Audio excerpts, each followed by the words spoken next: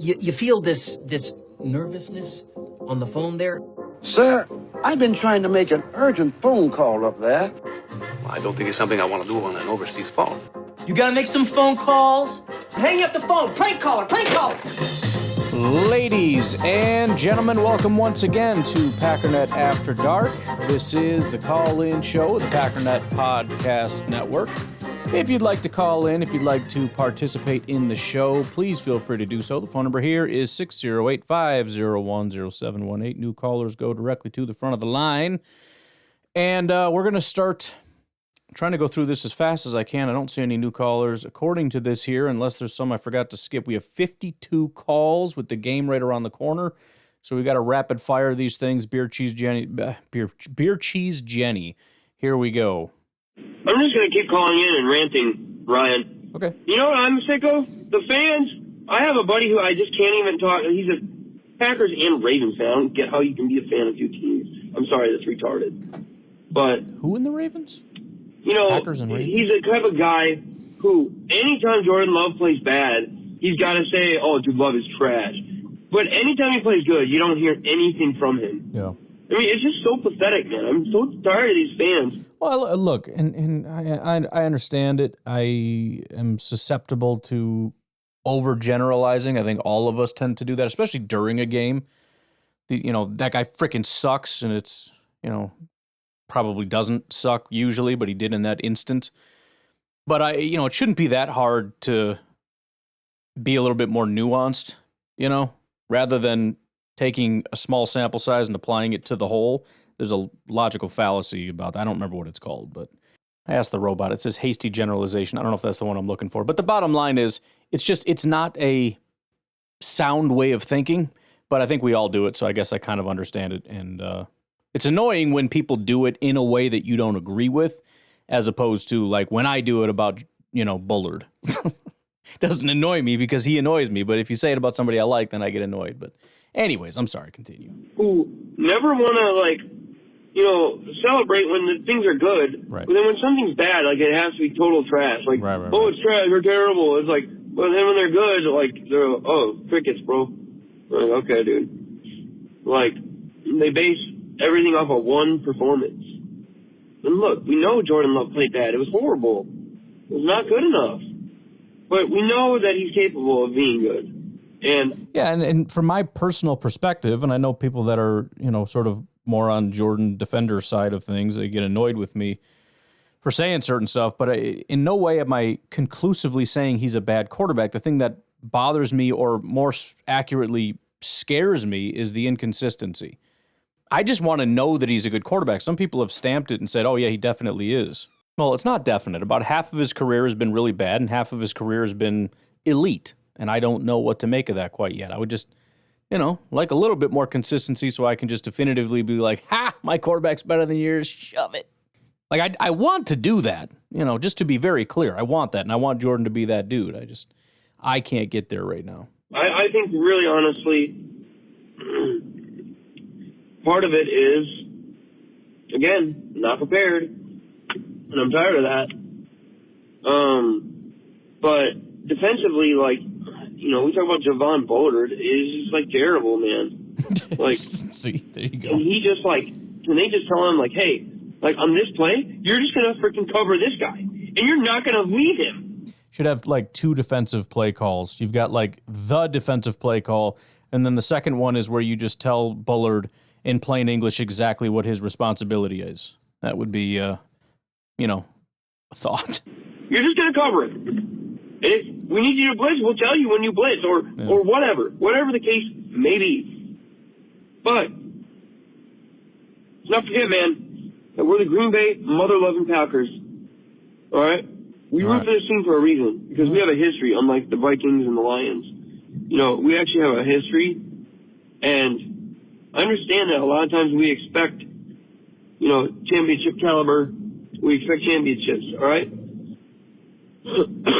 But, I'm sorry, you got to realize, it is just one freaking game. Things can get better, and I truly believe they will get better. So, let's just freaking forget about it, dude. The game didn't matter. Like, it's not like it mattered more for the Vikings. And honestly, dude, I hope the Vikings beat the Lions, because that would be hilarious. But now we're like the 7th seed, but who cares? It didn't matter what seed we were. It did not matter what seed we were. Because either way, we're going to have to go on the road. It didn't matter. Either way, we were going to have to go on the road. We were never going to get a home game. And not like it would matter if we got a home game.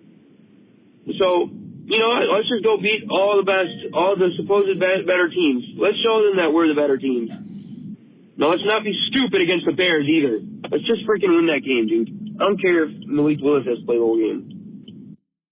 I mean, we are set up to have a pretty good week. There's no guarantees, but either the Vikings or the Lions have to lose. And believe me, I understand that tie is an option, and I am not opposed to that option because that's hilarious.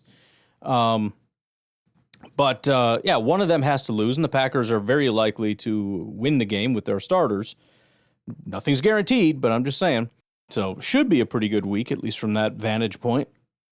So yeah, I agree. Let's just go ahead and do the thing. Beer, cheese, what else you got? Hey, Ryan. I honestly am truly shocked that we only lost by 2, playing like absolute garbage. So imagine if we were only just like a little bit better. Well, and that's exactly the argument. I mean, I think with most of this stuff, you know, like the Packers haven't beaten a team that has a better record than them, right? And they haven't lost to a team with a worse record than them, which is equally, like, actually probably more crazy and in a positive way. So, you know, it's glass half full, glass half empty for almost everything. And you can acknowledge both, or you can choose to be positive and ignore the negative, or you can choose to be negative and ignore the positive. I genuinely just don't understand the perspective. I understand the perspective of saying I'm going to ignore the negative because I'm a Packer fan and I just want to root for my team and cheer for them. I get that. It's not how I'm wired, but I get that. But yeah, I mean, the negative side is, man, you played like garbage for 3.5 quarters and you lost the game. The positive side is, from the other side of that, the Packers can show up for a half a quarter and come within 2 points of winning, and there was no garbage time. I went back and watched it for all you go watch the tape people. I did, actually. And you should too if you don't agree, because you're wrong. Go back and watch it again.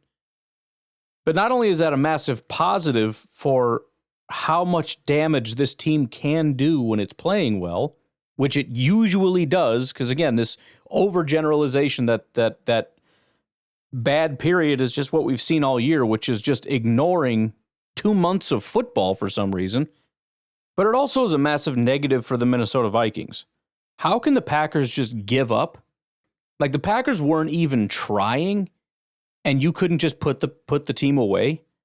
Even when we're sleeping, you can barely beat us? You know what I mean? Like, this is a perspective. And you could very easily just, you know, focus on this side of it. So little bit. You know, we win the game. Kind of crazy, isn't it? And,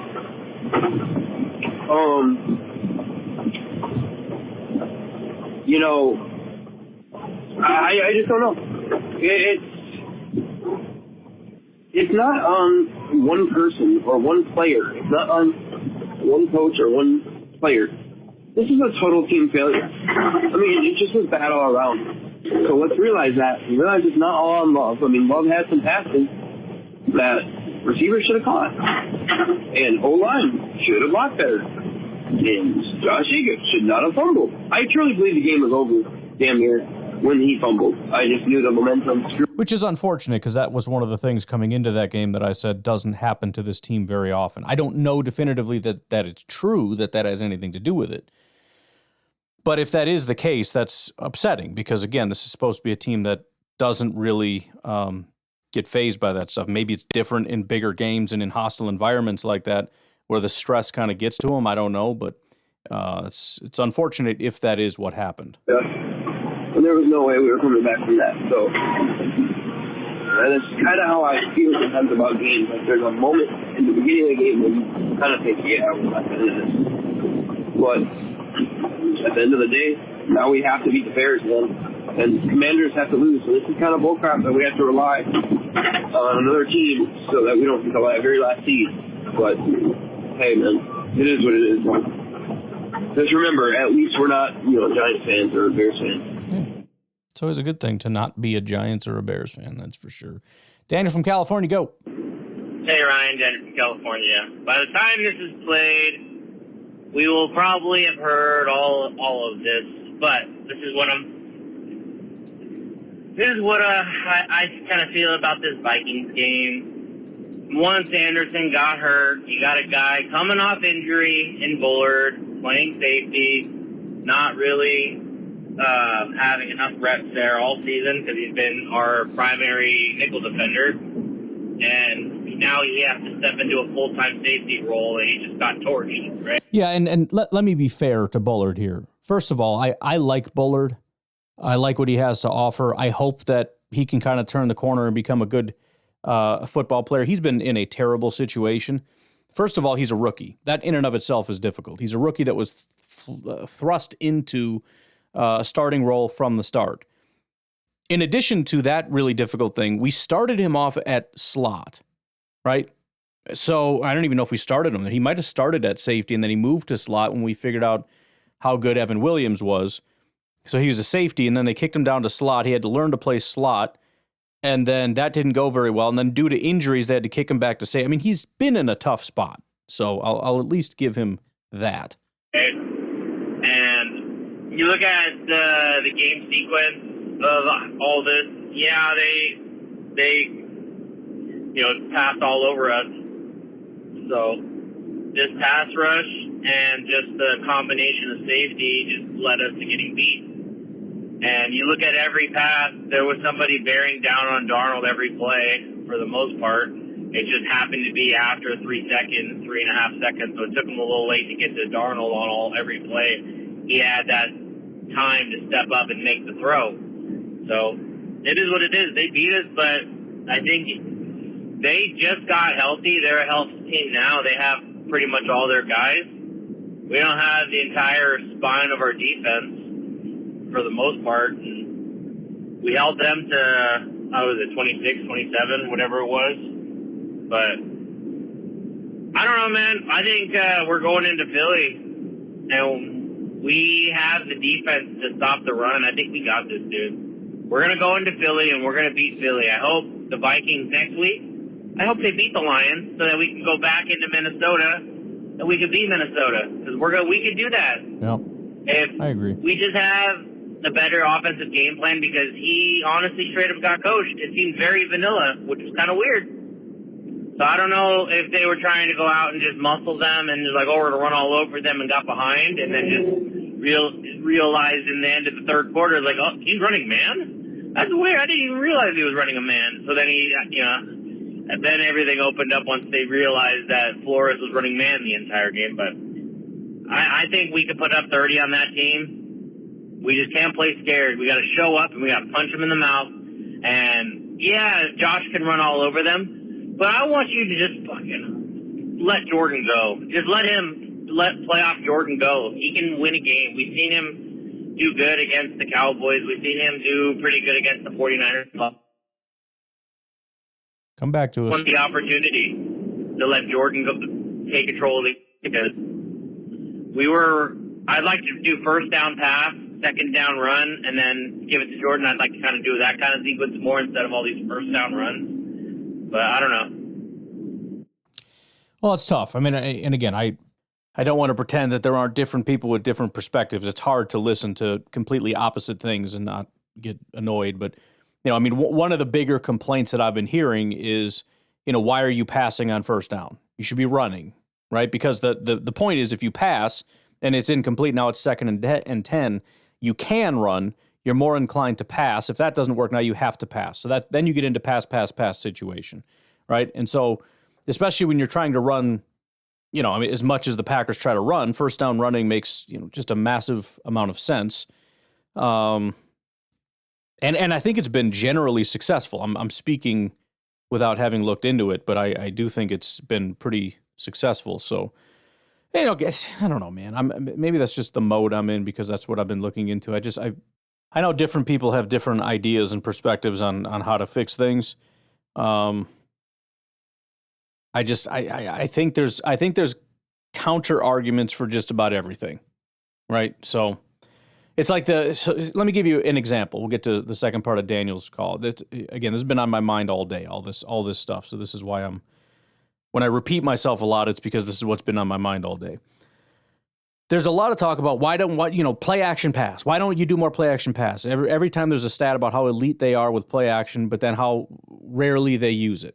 It seems stupid, right? Well, then Matt LaFleur is a failure and he's an idiot. Okay, let me ask you a question. Do you think maybe the high success rate has anything to do with the low amount of times that they use it? Do you think maybe if they used it too often, the success rate would plummet? Let me ask you another question. Do you think that play action works in every situation? If not, that would mean that you would have to pick and choose your spots. A high success rate could very well mean that Matt LaFleur is doing an incredible job of knowing when to pull that trigger and when not to pull that trigger.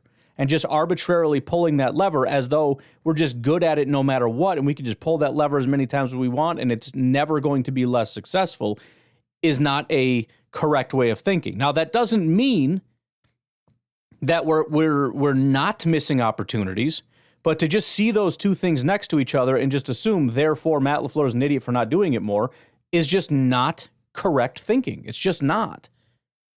So, I don't mind speculating and saying maybe, or, if some of the people have the ability to ask Matt LaFleur about it, they certainly could ask him about it. It's not impossible that he just doesn't recognize it and it's making a mistake. But man, we love just coming to instant conclusions about stuff that are just not correct. We haven't fully fleshed it out. We just make up some random assertion and then run with it as though it's true. I'll talk about it more tomorrow, but it's like, this is basic 101 logic stuff, right? You have your premise, you have your premises, and your conclusion. Okay, first of all, they have to logically follow.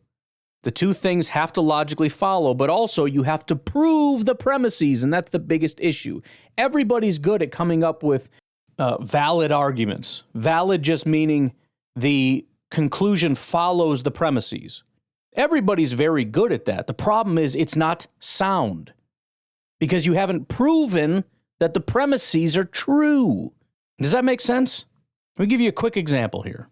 If you have blue hair, you're a soul-eating demon. Sarah over there has blue hair, therefore she's a soul-eating demon. That is a valid argument because the conclusion properly follows the premises.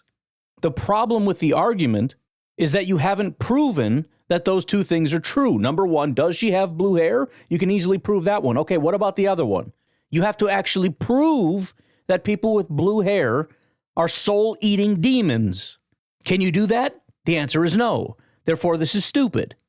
That's exactly the problem I've been having with so many people that are Packer fans that have so many and this is the problem with the Colin Cowards and everybody else out there. This is what they live off of. They just say things.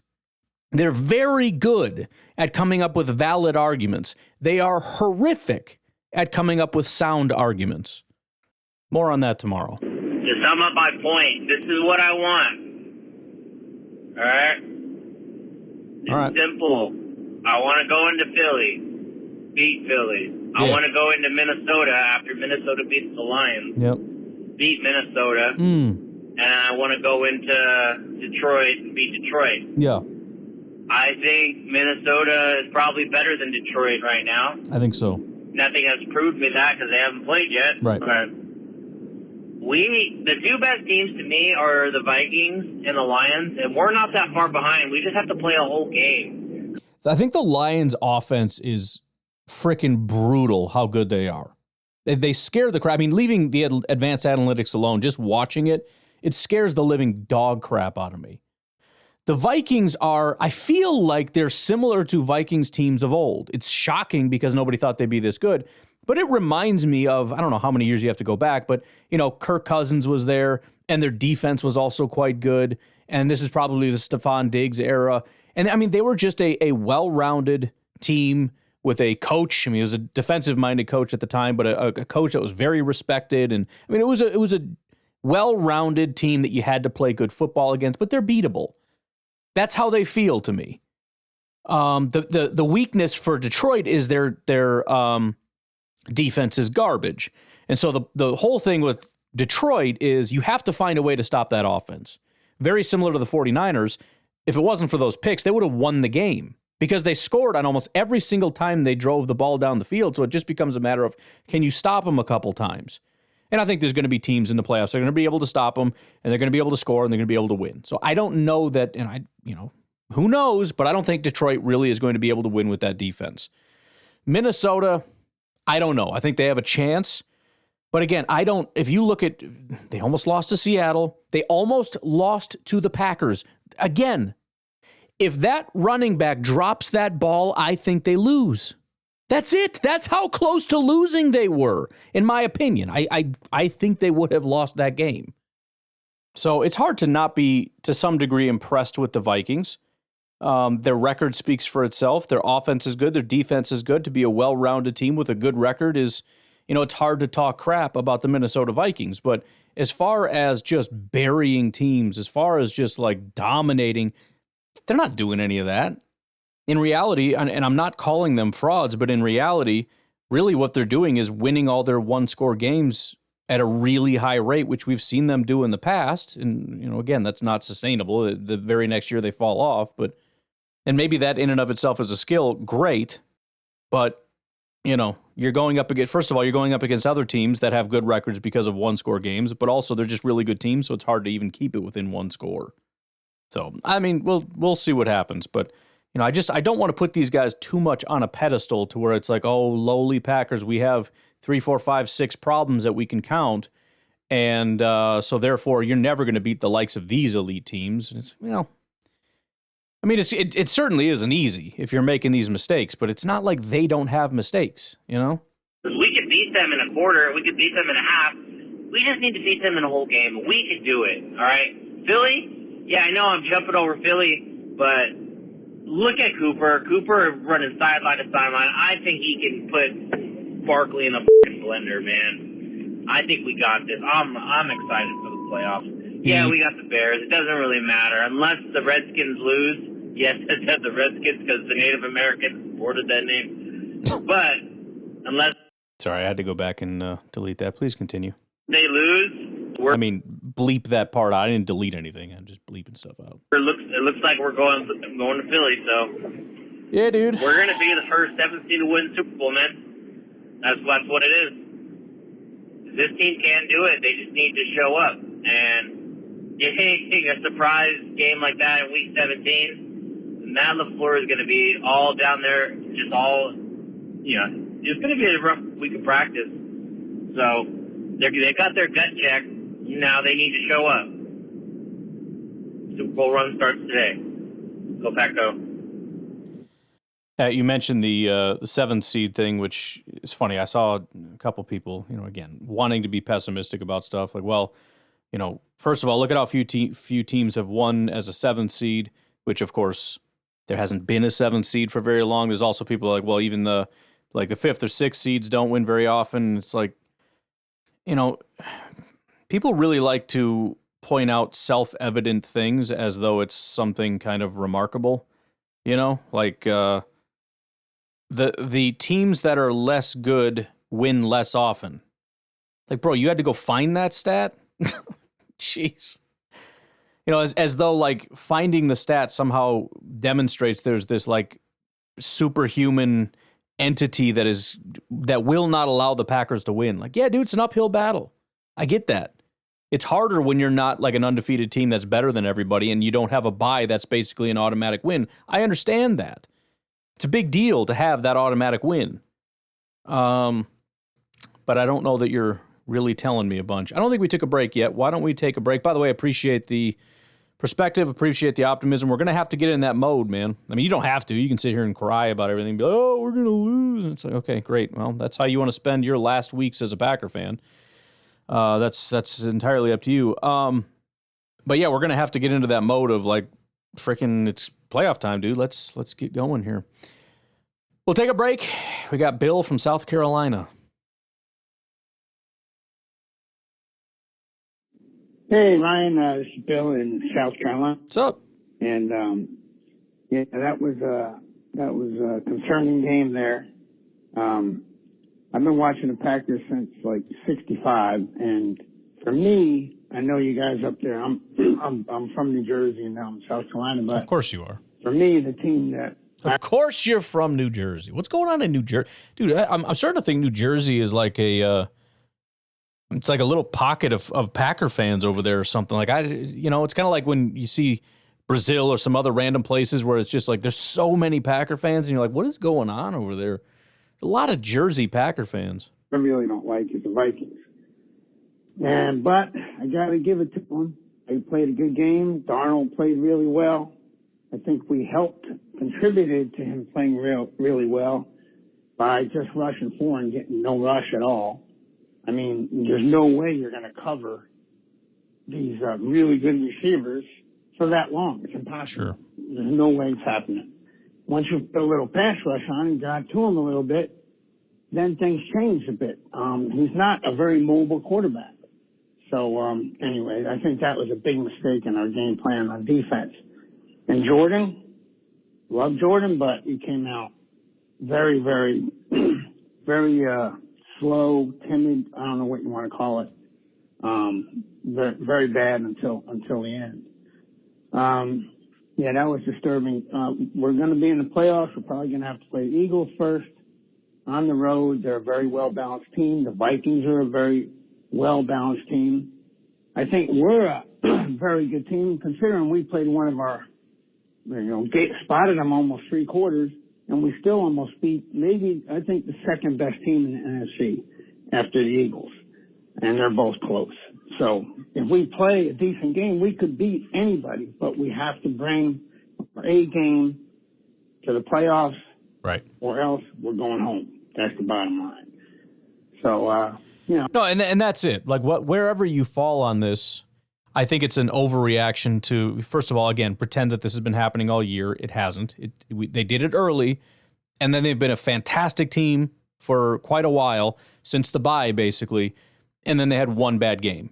Now, but again, regardless of where you fall on how serious this is, we all agree that, like, you can't do that again. Like, you just, okay, good. You hopefully got out of your system.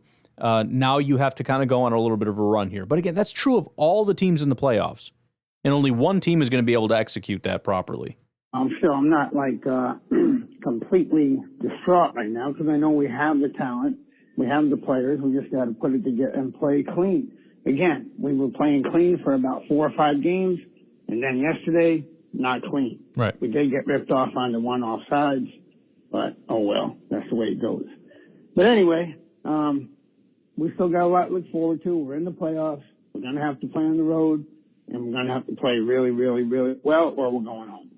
So, but anyway, go Pack, go, and at least we're in the playoffs, and we got a chance. Anything can happen. All right, thanks a lot, Mike. Yeah, and that's, can't really put it any better than that. You're here now. It's the show. Whatever the issues are, you got a couple of weeks to rectify it. Figure out what it is. I thought that Lions game was good and insightful in that loss, and that they were able to reflect on the fact that, they wanted to come out and be the team that was going to punch him in the mouth and everything, which even I had said that. Again, just speculating doesn't mean you're right just because you have an idea. But just kind of speculating that it makes sense that you want to be the more physical team. Well, they overemphasized that, and they got sloppy because they were so focused on being aggressive and violent and everything else. So hopefully they get something out of that Minnesota game, because that's, along with this Chicago game, I'm hoping there's not a lot of lessons to learn here, because that would be not great. But your time for learning your lessons is running out, and now it's time to actually put it on the field. Hey, Ryan, we're already, the next day, mid-morning here, and I'm not even really pissed off about it anymore. It's really stupid that we lost, and, we should have won. And if we literally play, outside of the fourth quarter, if we play good, for one other quarter, we win the game. So, with that being said, I believe we're going to be the 7th seed, dude, and we're going to have to go to Philadelphia. And you know what really pisses me off more than losing this game is all the Philly fans saying, "Oh hell yeah, dude, we get to play the Packers. They're so bad, and we already beat them before, dude, in Brazil on a terrible field, and all of this, that, and the other." And we're just not getting any respect, and I love it. Actually, I'm pissed about it, but I love it because keep disrespecting the Packers, bro. Keep doing that, man. I love it. That's a major cope. God, I am such a copium smoker, dude.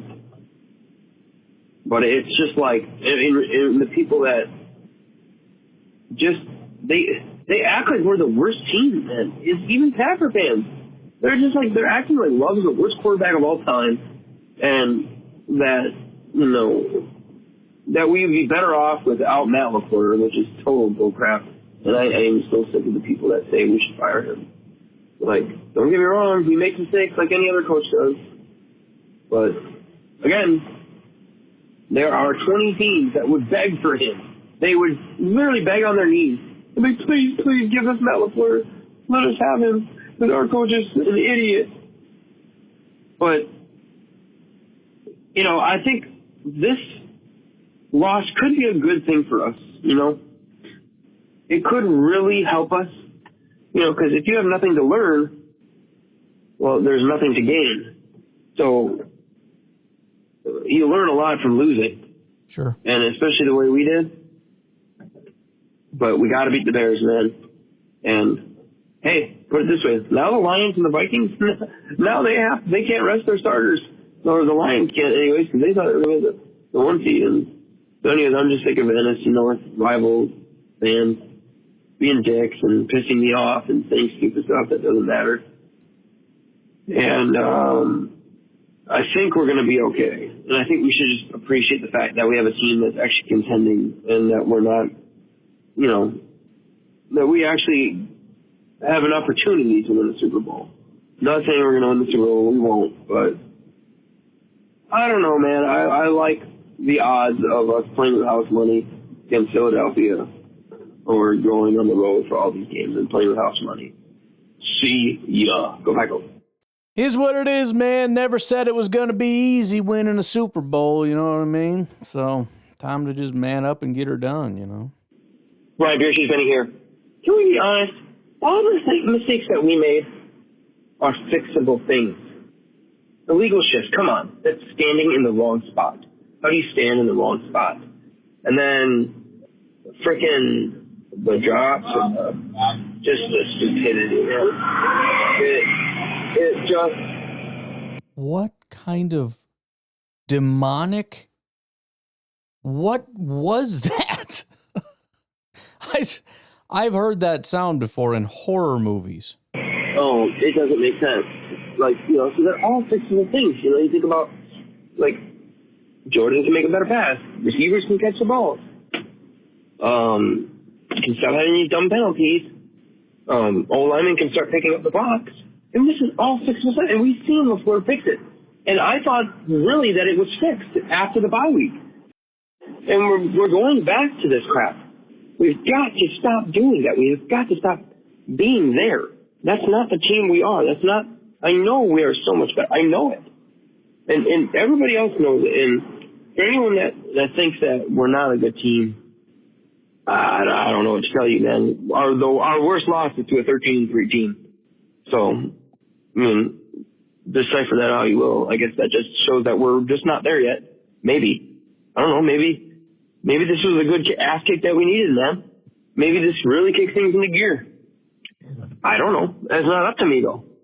And as a fan, I had to just sit back and watch it and hope that they make the changes necessary.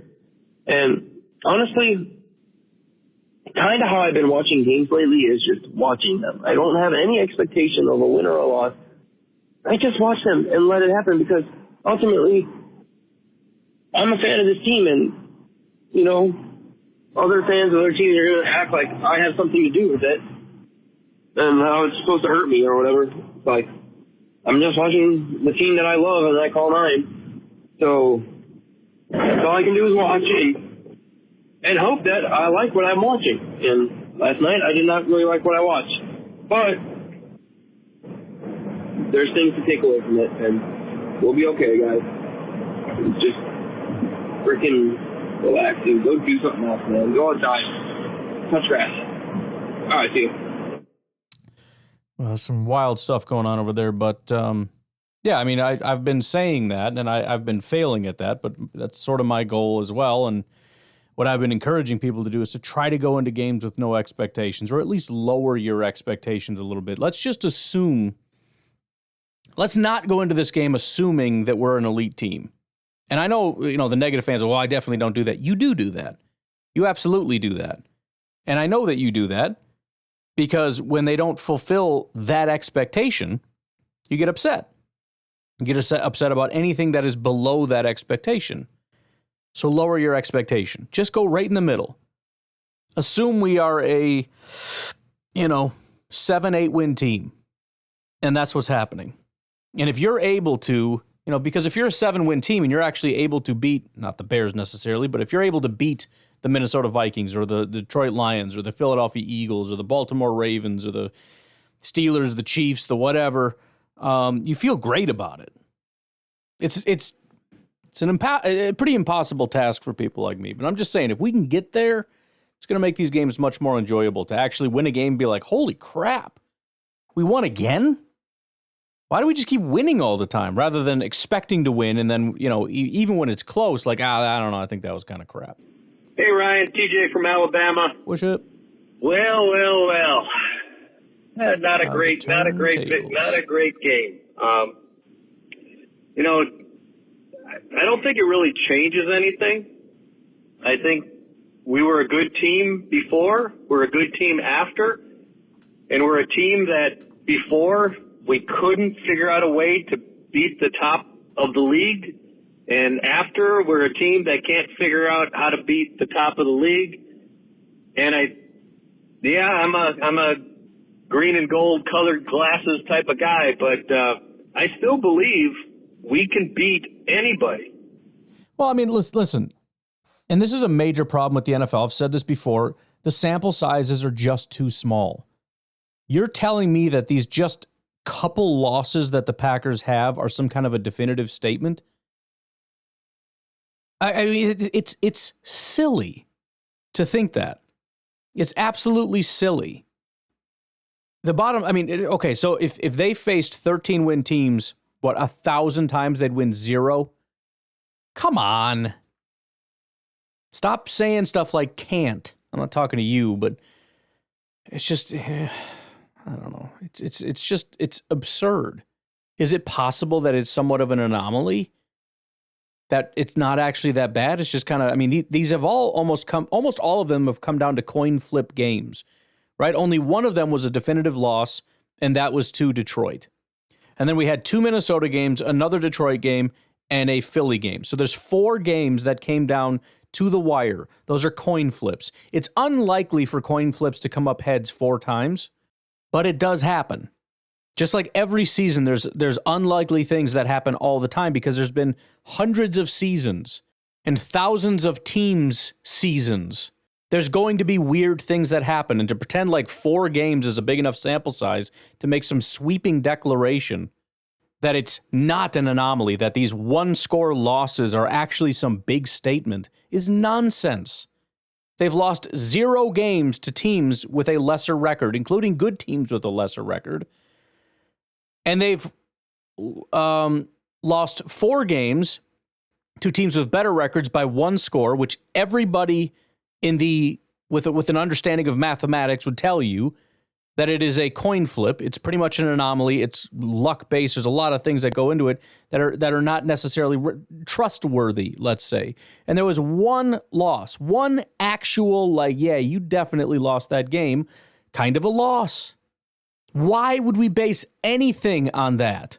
That's nonsense. 4 games that are not impactful enough or big enough to give us any data whatsoever, and then 1 loss in a small sample size of 5 games. Give me a frickin' break. But we can't beat them by not playing a, B plus A level game. If we're going to come out as a C, C plus, whatever, then we are not going to win. But if we can put that game together or 3 games together, I really believe we can.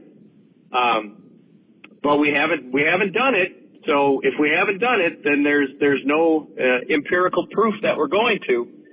But I guess I still have belief. Well, and I guess what I would say, and again, there is a small thread of an argument that seems unbelievably unlikely to me, and that is they don't have the ability to play good football against good teams, which doesn't really make... Why? Why do they have to forget how to play good football when they go play good teams? That doesn't seem to make a lot of sense to me. The empirical evidence that they have the talent to beat them is the fact that we've watched them have the talent to beat them. If they play as well as they have in most of our wins, some of these wins they played pretty ugly, but they were bad enough teams so it didn't matter. They have dominated teams. They've demonstrated the ability that is necessary to beat these teams. That's the proof. And that's all the proof you need. Belief, even though I'm disappointed, I guess I still have belief. And I will say, though, that it would be pretty poetic justice to lose to Philadelphia, Detroit, Minnesota, and then in the playoffs, to get to the Super Bowl, we beat Philadelphia, then go to Detroit or Minnesota, and then have the third one, the championship game, be the other one out of Detroit, Minnesota. And the 3 teams that we lost to, or the only 3 teams that we lost to this year, are the 3 teams that we beat on our way to the Super Bowl. That would be kind of cool. That'd be crazy. I'm looking forward to that. That's what I'm thinking. I'm not sure how likely it is, but I still have belief. That's it. Thanks, Ryan. Bye. It's extremely unlikely, not because they don't have the talent. If there's a concern, it's because of the inconsistency, and it's a fact that they haven't played their best against good teams, which there is a possibility, again, that it's stress or anxiety or fear or whatever. But they absolutely have the talent because we've watched them demonstrate the talent. And if we know that if they can just put that talent on display, they can actually do things, right? They can do enough to win football games against these high-quality teams. Is it unlikely? Absolutely it's unlikely. Number one, because I do think, this is a think, not a know, that they tend to have more of these fall-off games in critical situations than a lot of other teams. Could be entirely wrong about that. I don't know, and neither do you. And if you've actually done the work, feel free to call in and let me know. Otherwise, let's just assume none of us actually know, and it's just an anecdote that we like to talk about. So there's that issue, and then also just the unlikelihood in general, right? It's a 1 in, 14 chance of actually winning this thing, which is really, really crap odds. It's 7% chance, even on equal footing. So I agree. I guess the only real disagreement I have with you is that I don't know that it's rose-colored glasses. I think it's just the correct take, to be completely honest. But I also think it's correct to be skeptical and say I am concerned that they're not going to be able to bring to the table what they need and that we have low chance, because that's absolutely true. Both of those things are true. There's reason to be especially concerned about the Packers.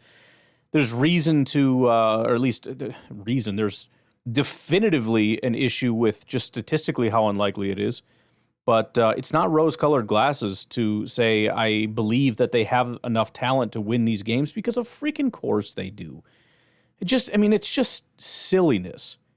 You're telling me if this offensive line, which is one of the best pass-blocking lines in football, this quarterback who's demonstrated when he's at his peak to be one of the best quarterbacks, if not the best quarterback in football, the running back who's one of the best running backs in football, this wide receiver group that we've seen magic happen from these guys, with Tucker Kraft at tight end, with Rashawn Gary, who at his best is an elite pass rusher, with Edgerrin Cooper, who has become an elite linebacker, with Valentine and Stokes, who shockingly have been very good corners recently, with Xavier McKinney, who's maybe the best safety in football. I mean, come on, guys.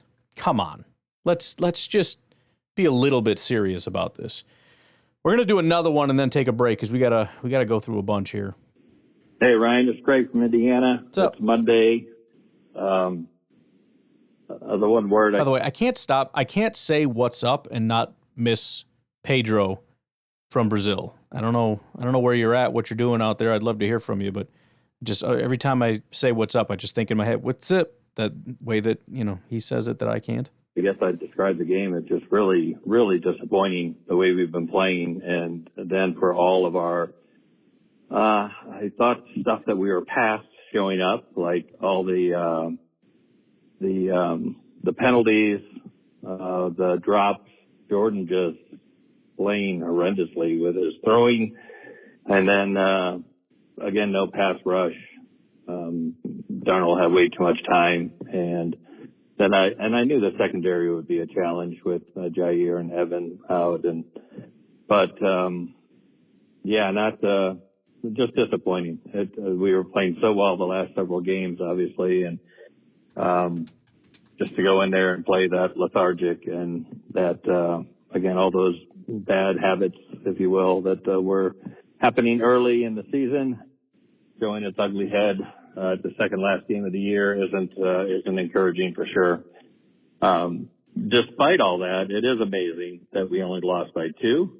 And I think I've said that in most of our losses, that we played so crappy, and yet, the scores are pretty close. So if there's any solace, it's that,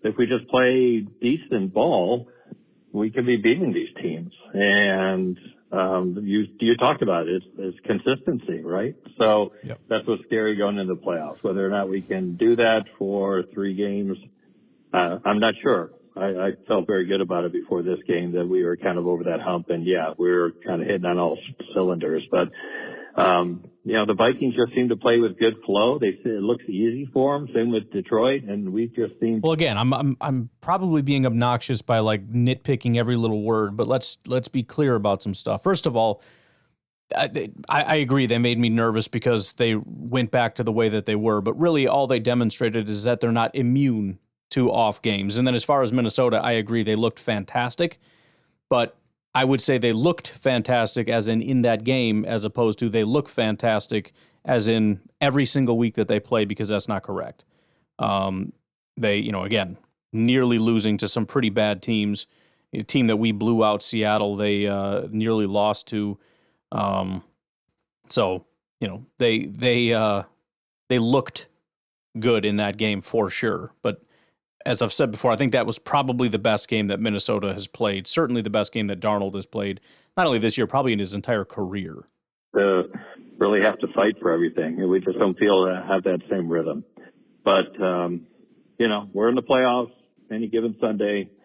Hopefully. Didn't have the rhythm in the game that Minnesota had in that one game. We learned. We'll have a lot of stuff on tape that we can learn from. And I would think it'd be hard to beat a team 3 times. So maybe that's in our favor, just the odds. But, lots of work ahead of us and not much time. All right. Take care. Go back, go. Everything in me right now is just saying, don't say it. You've been such a freaking, like nitpicking every little thing, but I got to do it. It is hard to beat a team 3 times before you play them the first time. It's not super hard to beat them 3 times when 2 are already banked. I'm just saying. All right, let's appreciate the call, Craig, as always. Again, I agree. I don't want to overbroaden the feelings about things. Minnesota is always great, and the Packers are always bad, and we never have flow, and they always have flow. You didn't say those words, but again, the way that it's, if we follow that conclusion, or if we follow that way of thinking, we're going to end up at a conclusion that I don't think is necessarily the case. I like Minnesota, and I do agree that they tend to be a little bit more, consistent, I guess, in terms of just constantly having your foot on the gas. Even if we're only going 5 miles an hour, we're still kind of clipping along, and we find a way to win games, and et cetera, which of course the Packers have done. That's why they have a good record. But I would say that I agree with you insofar as what we're saying is they looked better in that game, and we looked sloppy in that game. Outside of that, I would say it's pretty much up for debate. Let's take a break. We'll come back. We got Randy in Minnesota. Hi, Ryan. It's Randy from Minnesota. What's up? Yeah, that sucked. Oh, well. The entire game, it was just, what the heck is going on? What happened to the team from the last, I don't know, since the bye? I prefer to chalk it up to really good teams always have a game or two. Kansas City, Buffalo. Right. You just look Philly, where they completely crapped the bed, and that's what this was. And to be fair, I mean, if we look at examples of other teams crapping the bed, very rarely do they only crap the bed against the best teams. Like, find me a big loss to a bad team. That's crapping the bed. Packers have done that 0 times this year. In fact, they haven't even had a small loss to a bad team. They haven't even had a small loss to a decent team. They have only had one definitive loss to maybe the best team in football. That's it. Otherwise, we have one score losses to the best teams in football. So, yeah, I mean, as far as like crapping the bed, I mean, obviously, you watch them play the game. It was embarrassing to watch. But again, even still, you got to take the go with the bed. It was a 2-point game. Somehow in that was the ability to keep it within 2. So, yeah, everybody has bad games. And the fact that our bad games are, games that bad teams would dream of, it could be a heck of a lot worse, man. I mean, look, if we lose to the Bears, that is officially an embarrassing bad game. Outside of that, we haven't had one. And if we beat the Bears, we won't have one because the only other loss we're going to have is to a playoff team and one of the best ones because we're probably not going to see one of the other not super good teams. So, I mean, it's going to be an impressive season no matter what if they can beat the Bears. Just for that reason, it's going to be relatively historic. Better do it now than do it in the playoffs. So I'm hoping that this, like everyone else, all Packer fans, that we just got this one out of the way. We refocus, regroup, and figure out how good of a football team we are and start playing like it. This was unacceptable. I knew from the second series when we were like on our 17-yard line and Jordan came out and there was no run. 3 passes in a row that were way off the mark. I'm like, oh God, why are we not running? Yeah. So, yeah. Anyway, hopefully this, for me, since I'm going to the Bear game, I hope this makes them focus hard and we won't stub our toe against the Bears. I really would like to move up a spot where we don't have to play Philly in the first round, but if we do, we do. And I agree with you. I think what we need, and I shouldn't do this, right? I just said go into this with no expectations, but what would be the most beneficial? I think they need to beat the living crap out of them. I'm glad we're playing our starters. I'm also glad that there's a gap between when the Packers play the Bears and when the first playoff game is, right? So there's no like peeking ahead to the next game and worrying about that. It's like this can be 100% of your focus right here, right now. All of your energy, all of your focus, beat the crap out of the Chicago Bears. That's it. Do it. Because if you stumble in this game, it's going to fester for 2 additional weeks on top of the previous week of everybody calling you crap and all this other stuff. And, the thing is, like, Packer fans say it, whether they're negative or positive, whatever you want to call them, but Packers players are doing this too. There's no doubt they're having similar thoughts. It's like, you think this isn't affecting Jordan, the way that he played, and having doubts about himself like all of us do? Like, maybe I'm not cut out for this. Maybe I'm not this, that, or the other. Beat the crap out of the Bears. Put the Vikings game behind you. And then have the ability to reflect and say, okay, we are a legitimate team. Now, some people, it's the Bears. No, that's ridiculous. It's nonsense. It doesn't matter. Look at your record. Look at what you've done. Look at the advanced analytics. Look at every single thing. You are a good, talented, scary football team that a lot of people do not want to play. Great. Now get healthy and get prepared for your upcoming opponent. Just let's get back on track, I guess is the point. We could have beat Philly before. We're a better team now. I'm not saying Philly isn't a better team either than they were the first week of the season, but let's see what happens. I'm willing to let this game go, even though I got to hear a lot of crap in Minnesota about it. But I bet. And actually, I'm going to be rooting for the Vikings against the Lions. I just want to see the Lions get taken down a notch. after all the crap they've been talking all year.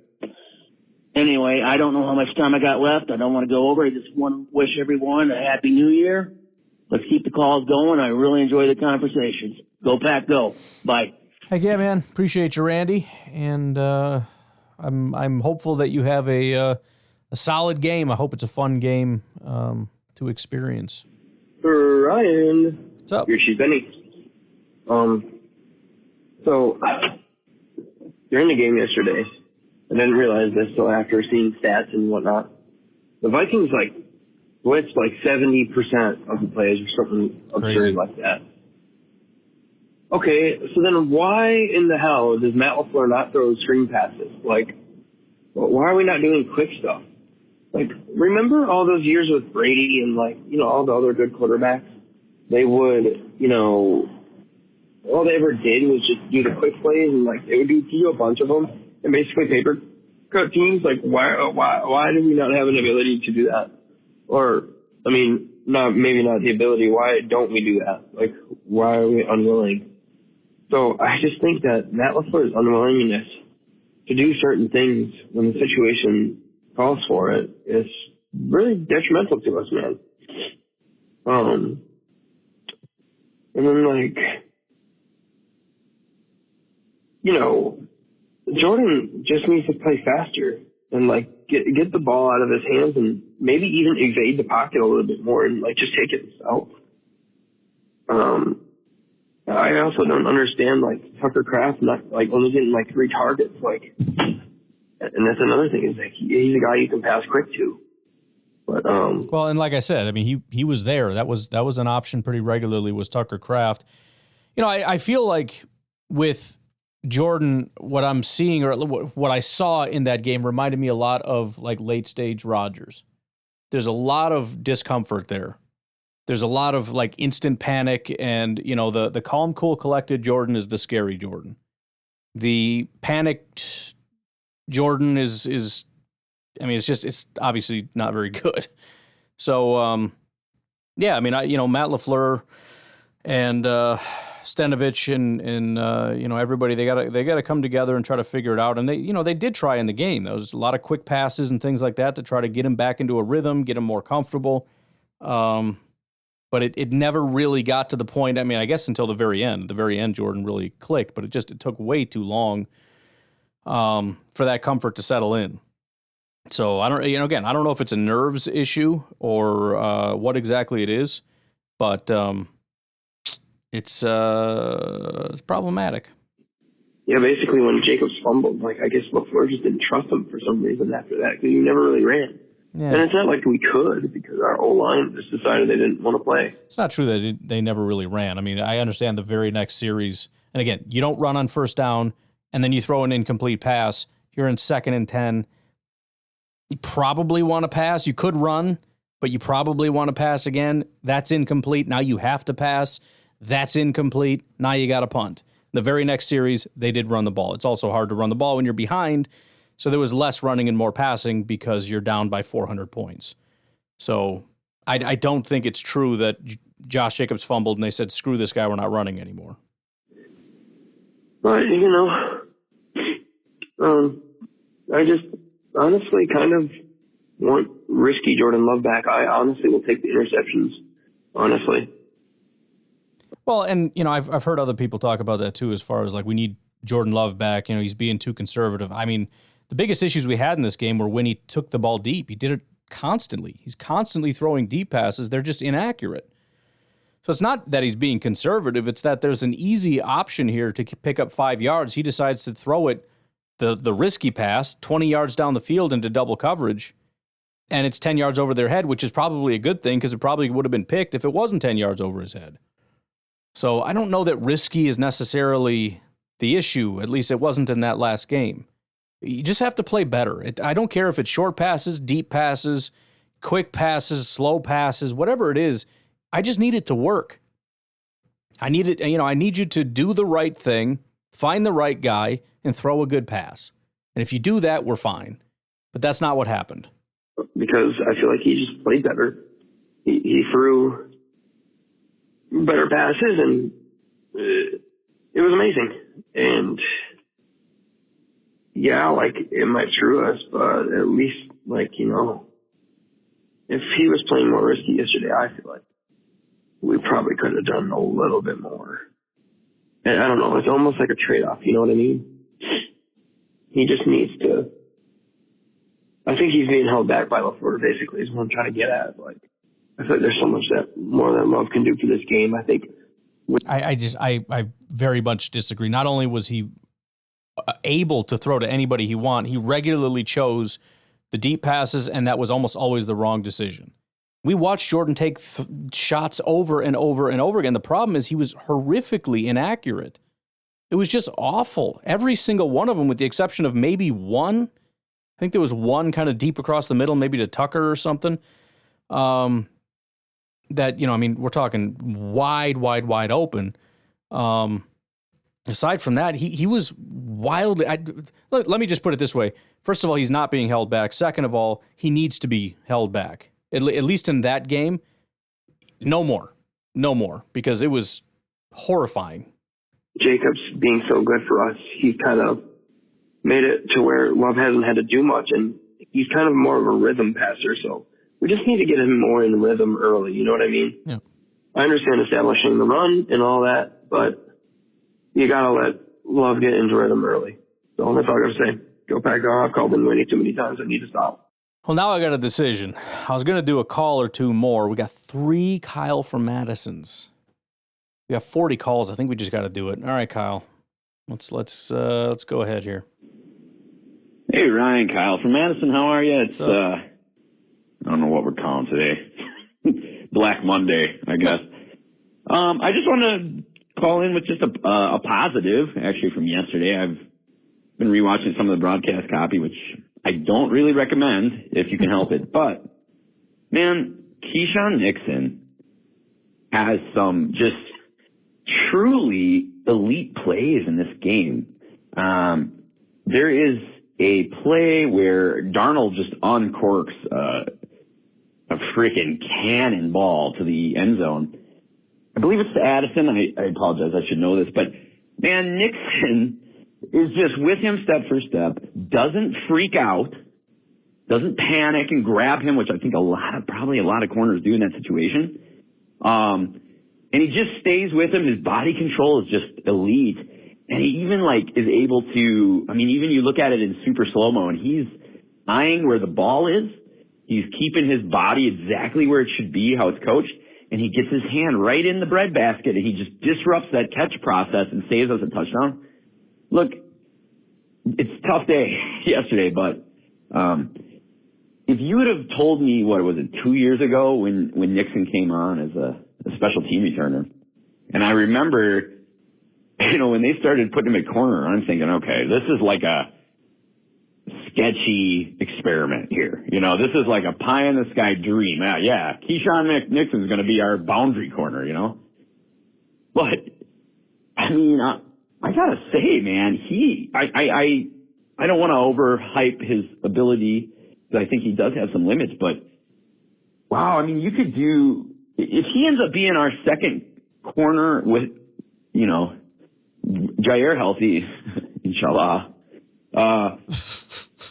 you could do a lot worse, man. And then you got Valentine, who's been playing a lot better. I thought he played a really good game also yesterday. So, I thought, at first glance, it's kind of easy to, lambaste the corners, but then you look and it's like, ooh, I think safety play in the back end really hurt us, but the corners actually held up really well, I thought, yesterday. I mean, man, you ain't going to stop Jefferson. The guy is freaking crazy. He's so, I hate it when our opponents have players like that, but I have to, like him. He's so smooth, and, you just have to, if you like football and you're being honest, you have to admire his game, man. It's so sneaky. He's just a silky receiver. Mm-hmm. He extends like a freaking snake attacking a mouse, he doesn't look like he can do it. And he just extends and just grabs that ball out of the air explosively. Really great player. I thought they handled him as best as you could really hope for. So anyway, I just wanted to throw that out there as a positive. I'm sure there's a lot of negatives today. So 3 minutes got him, but I definitely do appreciate that. I didn't go back and look at the defense. Like I said, took 2 days to do the offense, and at this point, moving on to the Bears, there's really no point in going back. But do appreciate hearing some positives that you got to see. Hey, Ryan, it's Kyle again. I hear a lot of people rail on LaFleur today, and I think some of that's warranted. But I mean, look, I hated the freaking let's go for it from the 12 instead of kicking a field goal on a long two. I hated that. I mean, I understand it's a decision. I think LaFleur said the analytics said to go for it. Like, okay, great. I liked his 2-point go. I hated this one. I don't think you chase points and that early in the game that historically comes down to it, especially when the risk reward is, if it's at the goal line and it's a long two at the goal line, all right, so let's say you only get 1.5. At least you're giving them the ball inside the 1. Here it's like you might be facing another 4th down in 3 downs. So I didn't like that, but I mean, it is a decision. I feel like sometimes he doesn't accept the reality on the ground. Your offense isn't doing it right now. They're dropping passes. The quarterback's not connecting. Everything's not going well. And it seems like if you just abdicate to the analytics without any, tip of the hat to the reality of the situation, that's equally stupid. You know what I mean? They were kind of lucky to get down there. Take the points, dude.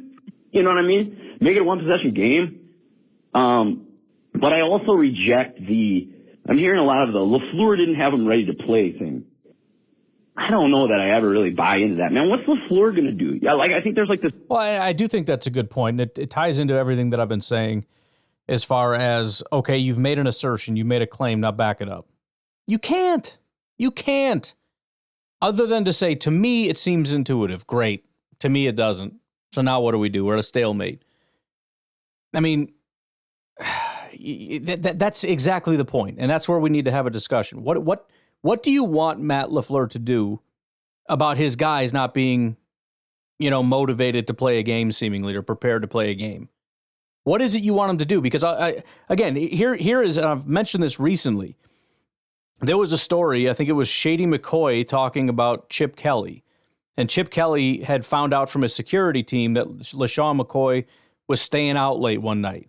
And so he calls him into his office and he basically lectures him about, you shouldn't be staying out late at night because you're going to be tired and you're not going to be this, that, or the other. And that was just everybody lost it. Oh, what an idiot. You're going to babysit a grown man. You're going to tell a grown man what to do. These same people now are upset that Matt LaFleur isn't micromanaging every single player on this team so much that they're all up and ready and their emotions are correct. I mean, first of all, you have to identify what he's doing wrong, and you don't know because you don't know what's going on. And number two, what should he do, and is there anything that even can be done? You don't know. So, it's one thing we can try to speculate, but I don't know. I really don't know. Maybe it has to do more with the players. Maybe it's just not knowing how to bring the right culture in a locker room. Maybe it's a lack of having veteran play. We can speculate all day, but we don't know what exactly the problem is. And again, remember, by problem, we mean being one of the most successful teams in NFL history, this Matt LaFleur era Green Bay Packers run. But, we got to discuss what is so endemically wrong with this team. Notion of what is he going to go in there and give a yay-rah speech and everybody's let's go, and then they're going to just be running through walls for him? I don't think it works that way, man. That's on the players. Well, and who's to say that didn't happen? How do you know there aren't these speeches that get them all jacked up and then they go on the field and they still suck? I mean, do we know that there's a direct correlation to feeling motivated and then going out on the field and not making boneheaded mistakes like lining up improperly? I don't think we know that. I mean, in fact, I can prove that that's not true. You can go back and look at, I'll give you a very recent example, the 49ers versus Lions game. Everybody was all hyped up about the pregame speech that was given by one of the players. I forget who it was, the linebacker. Just this riveting speech that just would make you want to run through a wall, and I'm sure they all did. Guess what? They still lost the freaking game. So, and the defense in particular got their teeth kicked in. So, yeah, I mean, you go ahead and give a rah-rah speech. It doesn't mean you're going to be a good football team and not make any mistakes. it's disappointing. I just don't think it's super helpful to just blame LaFleur. I don't know that. I don't know. I mean, they ran up against a really good team, and they picked a bad time to make mental mistakes. You want to blame coaching? Yeah, I mean, I guess. But I'm not sure that the quote-unquote ready-to-play thing is all it's cracked up to be. And yeah, I've talked about it in terms of like, I don't know where else to put the blame. It's kind of a buck stops here kind of a thing, but that's I don't know. I don't know. It's not a very, I guess it's not a very interesting conversation because it's one that we don't know the answer to. And I find it annoying because I know a lot of people are going to really hold on tight to that as like some absolute proof for why they hate Matt LaFleur. And the fact is their entire basis for what they believe is entirely groundless. And it's going to make them angry to say that, but that's just the reality. Maybe you totally disagree. I don't. But I do think, like, the players got to play, man. LaFleur's not going to go out there and catch 6-yard passes. He's not going to go out there and throw accurate 6-yard passes, and neither of those things were happening, so I'm not... Well, and that's the point about, like, not being prepared. You know, when we use that word prepared, what exactly do we mean? Because how could you not be prepared to line up properly? That doesn't make sense. You know what to do. Everybody knows what to do. That has nothing to do with preparation. What does preparation have to do with catching a football? I mean, it's... I think anything that we try to narrow it down to, whether it's a rah-rah speech or film study or whatever, you're going to go watch the play and go, I don't know how any one of those things changes this. So, I mean, I don't hate the argument. I just think it's an interesting theory, and that's as far as it could possibly go. And there is no definitive proof that Matt LaFleur is doing anything wrong and is causing any of these things to happen. One of the other major things that's going to fly in your face is all the other teams that have had these exact same issues, including the Green Bay Packers team prior to this one. Mike McCarthy had this happen all the time. The reputation for getting beat in the playoffs didn't start with Matt LaFleur.